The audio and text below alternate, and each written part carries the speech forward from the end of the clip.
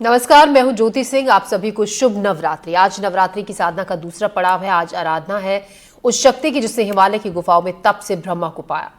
कौन है मां ब्रह्मचारिणी और क्या है उनके दिव्य स्वरूप की गाथा, देखिए इस रिपोर्ट में। मेरी अखियों के सामने ही रहना ओ शेरों वाली जगदम्बे, मेरी अखियों के सामने ही रहना ओ शेरों। जब अंधकार गहराने लगे, जब जीवन की राहें उलझने लगे, तब जो शक्ति हाथ थाम लेती है वो है आदि शक्ति माँ दुर्गा।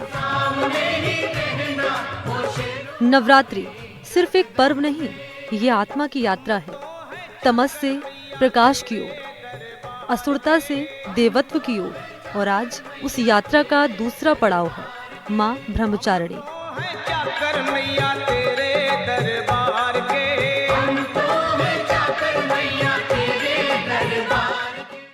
माँ ब्रह्मचारिणी वो तप की देवी है जिन्होंने हिमालय की गुफाओं में सालों तक कठोर साधना की, जिनके चरणों में फूल नहीं कांटे थे, पर उनके संकल्प में कोई डगमगाहट नहीं थी। उनका हर जप, उनका हर तप प्रेम का प्रतीक था।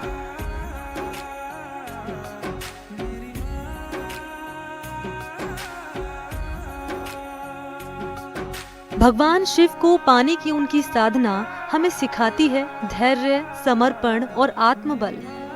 उनका रूप शांत है पर शक्ति असीम। उनकी आंखों में करुणा है पर संकल्प अडिग। जो भी सच्चे मन से मां ब्रह्मचारिणी की उपासना करता है, उसके जीवन में स्थिरता आती है, उसके मन में विश्वास जागता है और उसकी आत्मा को मिलती है दिव्यता की अनुभूति। जब आप दीप जलाएं तो सिर्फ लौ ना देखें, उसमें मां ब्रह्मचारिणी की तपस्या की चमक देखें। जब आप जप करें तो सिर्फ शब्द ना दोहराएं, उसमें मां की साधना की शक्ति महसूस करें। नवरात्र के इन पावन दिनों में हर दिन एक नई सीख है, एक नई शक्ति है। दाहिने हाथ में अक्षमाला, बाएं हाथ में कमंडल, गले में कमल के फूलों का आभूषण और मुख पर तप की ऐसी कांति कि तीनों लोकों में उजाला फैल जाए। ये है माँ दुर्गा का दूसरा स्वरूप, माँ ब्रह्मचारिणी।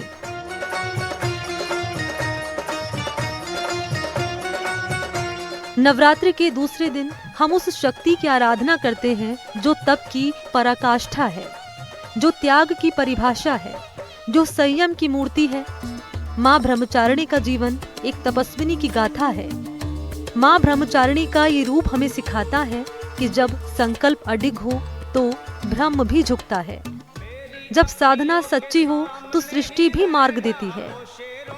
जब आत्मा तप में लीन हो जाए, संकल्प पर्वत से भी ऊंचा हो जाए, जब त्याग, संयम और साधना जीवन का मार्ग बन जाए, तब जन्म होता है माँ ब्रह्मचारिणी के दिव्य स्वरूप का।